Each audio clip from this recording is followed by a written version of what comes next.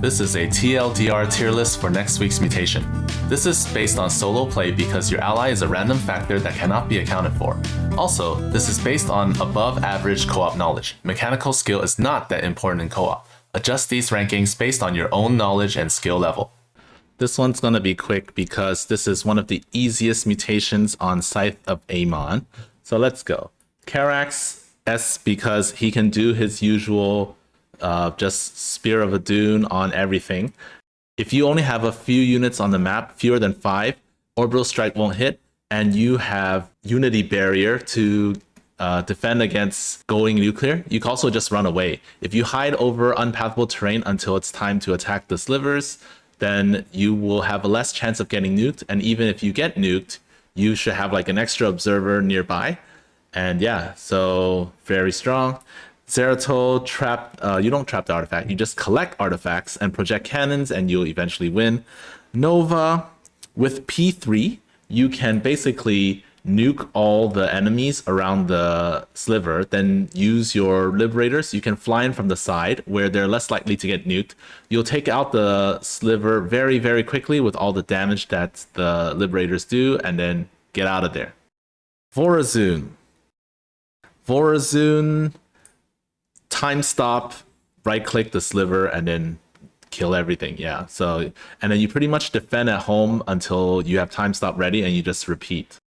Tychus, you can pretty much do this with like one outlaw. The other guys just kind of stay at home. Abathur, he's less good because 1, farming biomass is a pain when there's going nuclear. 2, when you're attacking, there is a chance that his army gets nuked, or at least you have to dodge nukes, which is slightly more annoying than the others, so he's a little bit lower than the rest. Raynor, same thing. He has to dodge nukes, so you can go like P3, get battle cruisers or something, and you can like teleport away from nukes or use the boosters. And yeah, so while you're fighting, you also have to fight the enemies at the slivers, which can be a little problematic. Of course, you can like teleport the BCs and attack from the side so that there are fewer enemies, and then just like speed away if a nuke comes. Phoenix, because there's going nuclear, the speed running strat is less viable. You kind of have to avoid nukes and orbital strikes, which can be problematic. If you use like P1 and you just have a regular army, you have to dodge nukes, so that's a slightly extra work. Kerrigan, you basically immobilization wave and then come out of the Omegas and done.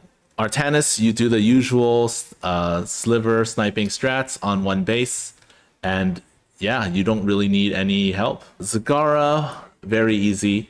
You can basically stay at home, and then when it's time to attack, you charge like a bunch of Scourge, you fly them into the sliver, and then you repeat. If you want, you can actually use Banes, clear the paths to the southwest and the northern slivers, and then use some Banes to attack too. And then for the last sliver in the top left, you use about like 150 Scourge just to make sure you have enough, and then it'll go down in one shot.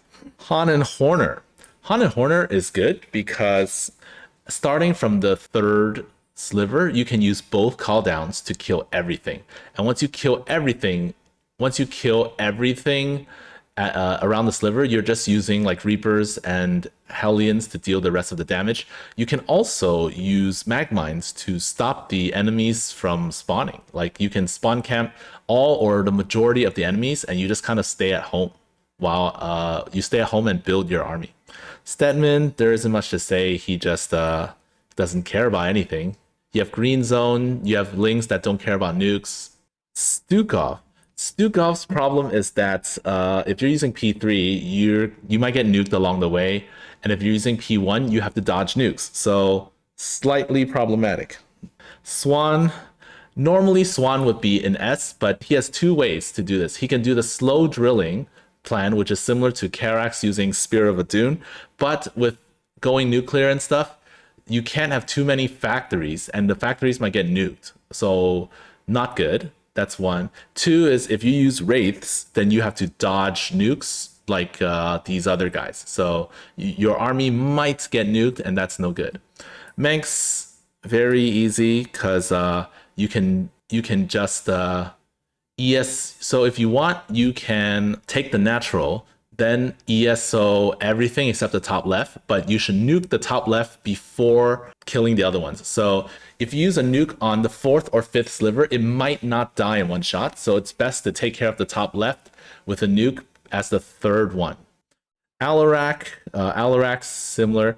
He has a sniping strategy. His sniping strategy requires him to be still, like keep his war prisms still for a while, which could be problematic if you have to dodge nukes. That's a problem. If you use an army, then it's the same as these other guys, which is you have to dodge nukes while you're fighting. So slightly extra work. And of course, Dehaka is super good because he's Dehaka. So you just creeper host all the things, and then the last one you pay attention while you creeper host it. So you dodge nukes while focusing on the creeper host so that they don't get nuked while you're looking away. But overall, super easy mutation. That's it for this tier list. You can extrapolate this info to your duel runs. Good luck with the mutation.